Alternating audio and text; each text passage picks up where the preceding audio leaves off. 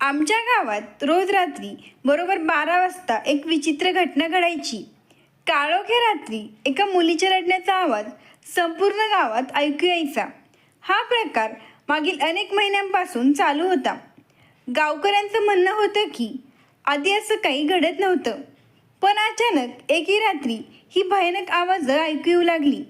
भीतीपोटी गावातील लोकांनी घरातून बाहेर पडणंही पूर्णपणे बंद केलं होतं. त्यांना खात्री झाली होती की हा आवाज एखाद्या आत्म्याचा आहे.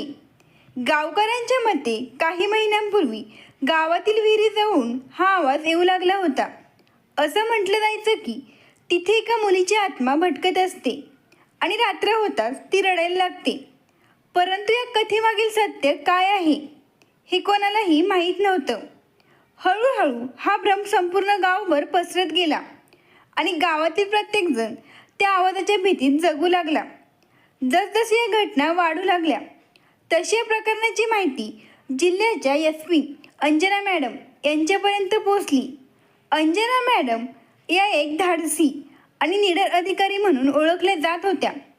त्यांनी यापूर्वी अनेक केस सॉल्व्ह केल्या होत्या आणि यावेळेसही त्यांचा निर्धार स्पष्ट होता. त्या रहस्याचा निश्चितपणे पर्दाफाश करणार होत्या. शेवटी त्या विहिरीचं रहस्य काय होतं ते आपण या कथेतून पाहणार आहोत. आमच्या गावात नंदिता नावाची एक मुलगी राहत होती. नंदिता खूपच आनंदी आणि मनमिळाऊ स्वभावाची मुलगी होती. ती फक्त इयत्ता 8वीपर्यंत शिकलेली होती, पण आपल्या आईवडिलांची ती खूपच काळजी घ्यायची. नंदिताला शेतातील कामे करणे आणि जनावरांना चरायला घेऊन जाणं खूप आवडायचं. हे तिचं रोजचंच काम होतं. ती वयाने जवळपास 17 वर्षांची होती. तिच्या घरची परिस्थिती खूप काही चांगली नव्हती, पण या गरिबीच्या परिस्थितीतही तिच्या सौंदर्याची झळाळी दिवसेंदिवस वाढतच चालली होती. आमच्या गावात एक सरपंच होते जे खूपच प्रामाणिक आणि दयाळू स्वभावाचे होते. नंदिता कधी कधी त्यांच्या शेतात मजुरी करण्यासाठी जायची. त्या सरपंचाला 2 मुले होते. त्यांच्या मोठ्या मुलाचे लग्न झाले होते, परंतु त्यांचा लहान मुलगा संजय उर्फ संजा हा शहरात हॉस्टेलमध्ये आपले शिक्षण घेत होता. तो दिवाळीच्या सुट्ट्यांमध्ये गावी आला होता. संजयला हॉस्टेलची सवय लागली होती, पण गावात आल्यावर तो इथल्या शांत आणि सुंदर वातावरणाचा आनंद घेऊ लागला. एके दिवशी नंदिता गावाच्या बाहेर असलेल्या माळरानावर आपल्या जनावरांना चरण्यासाठी घेऊन गेली. संजय सुद्धा त्या दिवशी गावात फेरफटका मारण्यासाठी निघाला होता आणि तो फिरत फिरत तिथे पोहोचला जिथे नंदिता आपल्या जनावरांना चरण्यासाठी घेऊन गेली होती. संजय नंदिताला दूरनच पाहिलं होतं. तो तिच्याजवळ आला आणि तिच्याशी बोलण्याचा प्रयत्न करू लागला. नंदितानेही संजयला ओळखलं आणि तिने त्याला हसून विचारलं, तू तर शहरात शिकतोस ना? तिथे तर खूप फिरण्यासारखे असेल ना? त्यावर संजय हसत म्हणाला, हो, तिथे फिरण्यासारखे पॉईंट भरपूर आहेत आणि मुलीसुद्धा खूप आहेत, पण तुझ्यासारखी एकही नाही. त्याच्या या उत्तरावर नंदिता थोडीशी लाजली. ती खूपच निरागस आणि साधी होती, त्यामुळे तिला संजयचा हेतू कळला नाही. पहिल्याच भेटीत ते दोघे मनमोकळं बोलू लागले. त्यामुळे हळूहळू संजय नंदिताशी जवळीक साधण्याचा प्रयत्न करत होता. वासनेने भरलेला संजय कितीतरी वेळ तिच्यावर आपल्याला टपकत होता. संधी मिळताच तो नंदितावर तुटून पडला. त्यानंतर माहीत नाही कितीतरी वेळ त्याने तिच्यावर आपली वासना शमवली. ती बिचारी निरागस मुलगी त्याच्याकडे आपल्या इज्जतीची भीक मागत होती, पण त्याने तिच्यावर थोडीशी सुद्धा दया दाखवली नाही. त्यानंतर त्याने दगडाने ठेचून तिची निर्गुणपणे हत्या केली. काही वेळाने 3 सांची वेळ होताच गुरांनी घराचा रस्ता पकडला आणि ते घराकडे निघाले. जेव्हा गुरं घरी पोहोचले तेव्हा नंदिताच्या आईवडिलांना तिची चिंता सतावू लागली. नंदिता गुरांसोबत घरी न आल्याचे पाहून तिच्या आईवडिलांना तिची खूप काळजी वाटू लागली. त्यांनी तिचा सगळीकडे खूप शोध घेतला, परंतु तिचा कुठेच पत्ता लागू शकला नाही.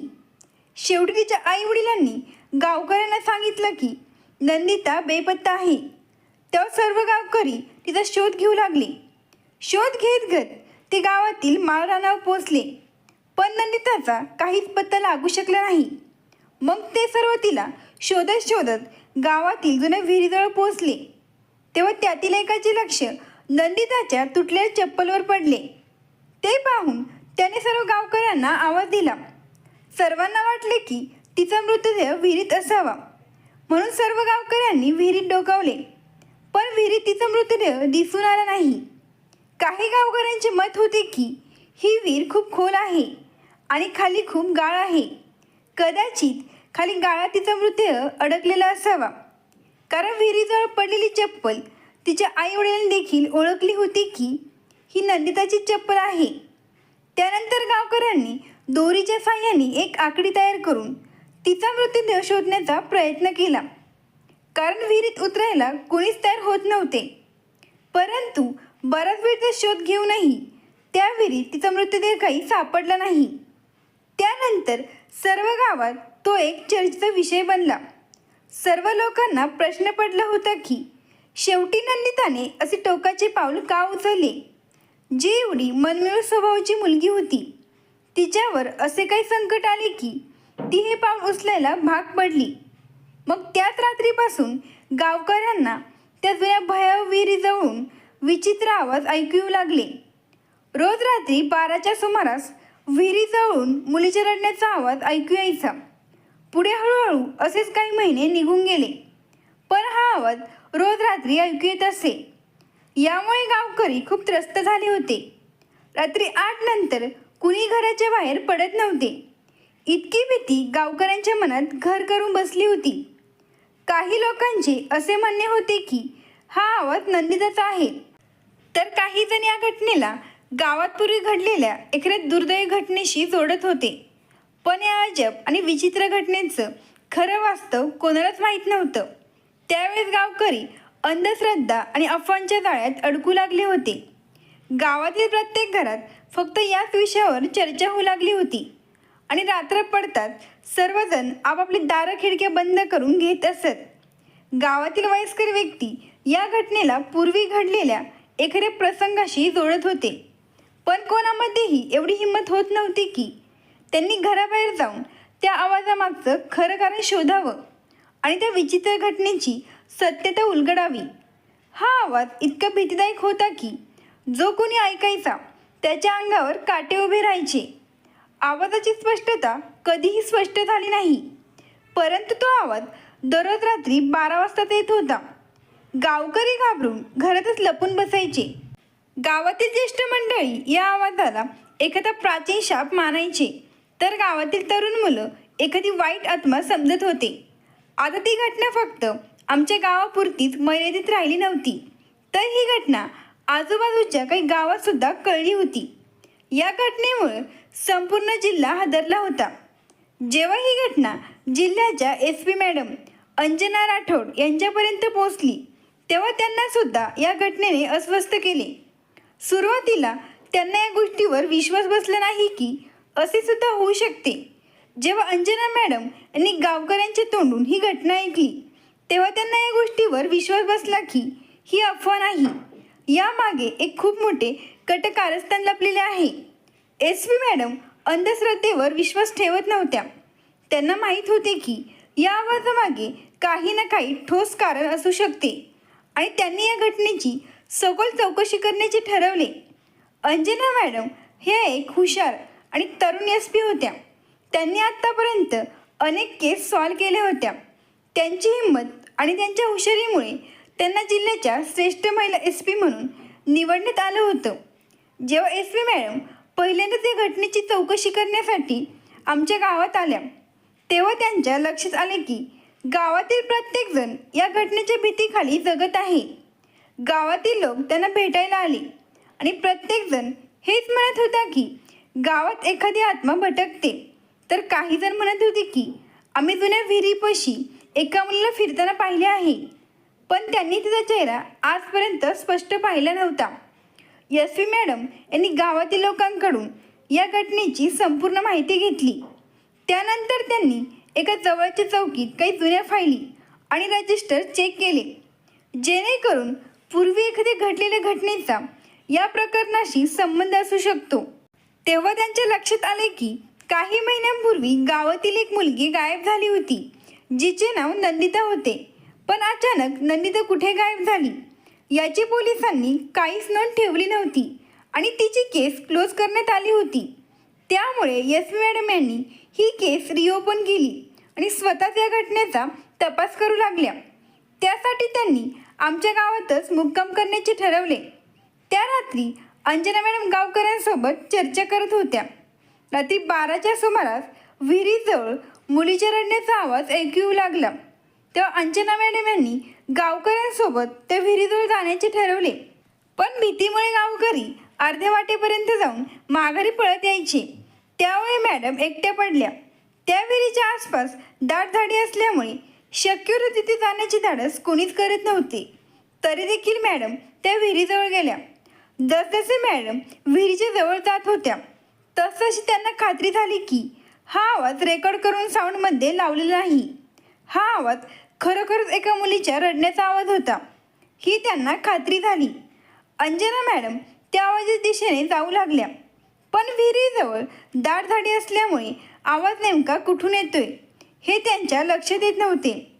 त्यानंतर त्यांना दाट झाडीमागे कुणीतरी असल्याचे जाणवले. आधी ते थोड्याशा घाबरल्या, परंतु धाडस दाखवून मॅडम त्या झाडीच्या पलीकडे गेल्या. तेव्हा तिथे त्यांना एक मुलगी रडत बसलेली असल्याचे दिसले. ती मुलगी दुसरी तिसरी कोणी नसून नंदिताच होती. हो, ती नंदिताच होती. सुरुवातीला तिला पाहून एस.पी. अंजना मॅडम यांना धक्काच बसला, कारण गावकऱ्यांच्या मते नंदिताने विहिरीत आपला जीव दिला होता, परंतु तिची बॉडी अद्यापपर्यंत सापडली नव्हती. अंजना मॅडम यांनी तिला विचारले, तू कोण आहेस? यावर नंदिता म्हणाली, मॅडम, मला न्याय हवा आहे. मी नंदिता आहे.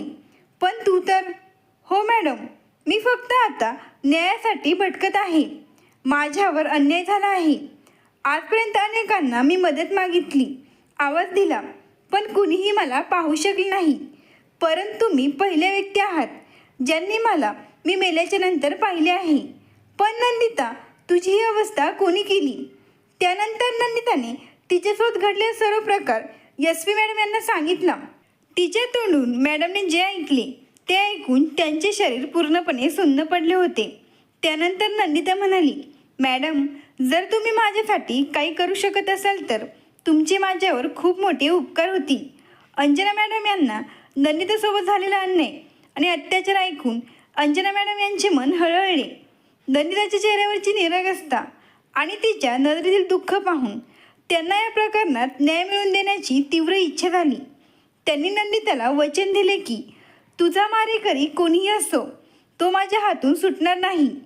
तुझ्यावर झालेल्या अन्यायाचा बदला घेतल्याशिवाय मी शांत बसणार नाही. नंदिता त्यांच्याकडे कृतज्ञतेने पाहत होती. तिला आता पहिल्यांदाच वाटलं की तिला न्याय मिळवून देण्यासाठी तिच्यासोबत कोणीतरी खंबीरपणे उभे आहे. दुसऱ्या दिवशी एस.पी. मॅडम यांनी तपासाला जोर दिला आणि त्या प्रत्येक पुराव्याच्या मागे लागल्या. सकाळी एस.पी. मॅडम पुन्हा त्या विहिरीजवळ गेल्या आणि त्यांनी तपास चालू केला. पण त्यांना तिथे संशयास्पद असे काहीच आढळून आले नाही. गावातील एका वयस्कर व्यक्तीने एस.पी. मॅडम यांना सांगितले की आमचे गाव पूर्वी गुन्हे गोविंदाने राहत होते, पण काही महिन्यांपूर्वी गावात अशी घटना घडली. त्यानंतर हे आवाज ऐकू येऊ लागले. त्यानंतर अंजना मॅडम यांनी नंदिताच्या आईवडिलांची भेट घेतली आणि तिच्याबद्दल आणखी जाणून घेण्याचा प्रयत्न केला. तेव्हा तिच्या आईवडिलांनी सांगितले की आमच्या मुलीचा आमच्यावर खूप जीव होता. ती असे कधीच करू शकत नाही. एके दिवशी अचानक ती गायब झाली. अंजना मॅडम यांना माहीत होते की नंदिताची हत्या झाली आहे, पण त्या पुढे काहीच बोलू शकले नाही. त्यानंतर अंजना मॅडम आपल्या एका गुन्हे शाखेच्या टीमला बोलून घेतात आणि त्या विहिरीजवळ पुन्हा जाऊन पुढील तपास चालू करतात. तपास करत असताना त्या विहिरीजवळ असलेल्या एका प्राचीन मंदिरापाशी जातात. जेव्हा त्या मंदिराच्या मागच्या बाजूला जातात तेव्हा त्यांना तेथील जमीन खोदल्यासारखे आढळून आले. मग अंजना मॅडम यांनी त्वरित आदेश दिले आणि ती जागा खोदून काढली. तेव्हा तिथे नंदिताचा मृतदेह आढळून आला. त्यावेळी गावकरीही तिथे उपस्थित होते. मृतदेह बघून त्यांना कळलं की नंदिता आत्महत्येची बळी नव्हती, तर तिचा क्रूरपणे खून करून मृतदेह इथं लपवला गेला होता. जेव्हा तिच्या आईवडिलांनी तिचा मृतदेह पाहिला तेव्हा ते खूप रडू लागले. त्यानंतर सर्व गावात तो एक चर्चेचा विषय बनला. सर्व लोकांना प्रश्न पडला होता की शेवटी नंदिताची एवढी निर्गुणपणे हत्या कोणी केली. या प्रश्नाचे उत्तर फक्त SP मॅडम यांच्याकडेच होते. जिल्हा रुग्णालयात पोस्टमॉर्टम प्रक्रियेनंतर पुन्हा नंदिताचा मृतदेह तिच्या आईवडिलांकडे सोपवण्यात आला. तेव्हा त्यांच्या परिस्थितीची जाणीव लक्षात घेऊन गावातील सरपंचांनी नंदिताच्या अंत्यविधीचा सर्व खर्च उचलला आणि गावातीलच नदीकिनारी तिचा अंत्यविधी पार पडला. तिच्या आईवडिलांच्या डोळ्यात अखंड अश्रू वाहत होते. त्यासोबतच गावातीलही अनेकांच्या डोळ्यात अश्रू होते. सरपंच आणि काही मोठ्या व्यक्तींनी SP मॅडम यांना सांगितले की नंदिताच्या मारेकऱ्याला फाशीची शिक्षा झाली पाहिजे. जेव्हा अंजना मॅडम यांनी नंदिताच्या मारेकऱ्याचं नाव समोर आणलं तेव्हा सर्वांना धक्का बसला. कारण नंदिताचा मारेकरी गावातील प्रतिष्ठित सरपंचाचा मुलगा संजय होता. संजयच्या या नीच कृत्यामुळे सरपंच SP मॅडम यांना म्हणाले, माझा मुलगा असला म्हणून काय झालं, त्याला बघताच क्षणी गोळ्या झाडा. जर तुमच्या कायद्यात बसत नसेल तर काही हरकत नाही, मीच त्याला गोळ्या मारून ठार मारेल. नंदितासारख्या गरीब मुलीवर अत्याचार करून तिची त्याने निर्गुणपणे हत्या केली आहे. त्याला जगण्याचा काहीच अधिकार नाही, असे म्हणत ते ढसाढसा रडू लागले आणि ते नंदिताच्या आईवडिलांचे पाय पकडून त्यांची माफी मागू लागले. त्यानंतर SP मॅडम यांनी आपली एक टीम संजयला पकडून आणण्यासाठी शहरात पाठवली. त्यानंतर शहरातून संजयला ताब्यात घेण्यात आले आणि त्याची जेलमध्ये रवानगी करण्यात आली.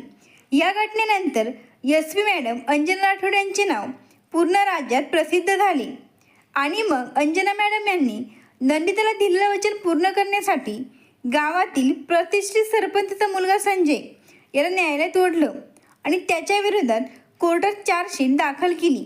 पण पुराव्यामध्ये असलेल्या कमतरतेमुळे न्यायालयात संजय विरुद्धचा गुन्हा सिद्ध होऊ शकला नाही. त्यामुळे ठोस पुराव्याअभावी न्यायालयाने त्याची निर्दोष मुक्तता केली. अंजना मॅडम या निर्णयामुळे निराश झाल्या, कारण त्यांनी नंदिताला न्याय मिळवून देण्यासाठी प्रामाणिकपणे प्रयत्न केले होते. परंतु न्यायव्यवस्था पुराव्यावरच चालते आणि योग्य पुरावे नसल्यामुळे संजयची सुटका झाली. या घटनेमुळे अंजना यांना धक्का बसला होता, परंतु त्यांनी हार मानली नाही. त्यांच्या मनात अजूनही नंदिताला न्याय मिळवून देण्याची तळमळ होती. कोर्टातून निर्दोष मुक्त झाल्यानंतर संजय पुन्हा शहरात निघून गेला होता, कारण त्याला माहीत होते की जर आपण इथे थांबलो तर आपल्या वडिलांच्या हातून नक्कीच मारले जाऊ. नंदिताला दिलेलं वचन पूर्ण न केल्याची खंत मनात ठेवून अखेर अंजना मॅडम यांनी कठोर निर्णय घेतला. त्यांनी आपले काही विश्वासू आणि धाडसी अधिकाऱ्याला सांगून शहरात संजयवर गुप्तपणे पाळत ठेवायला सुरुवात केली.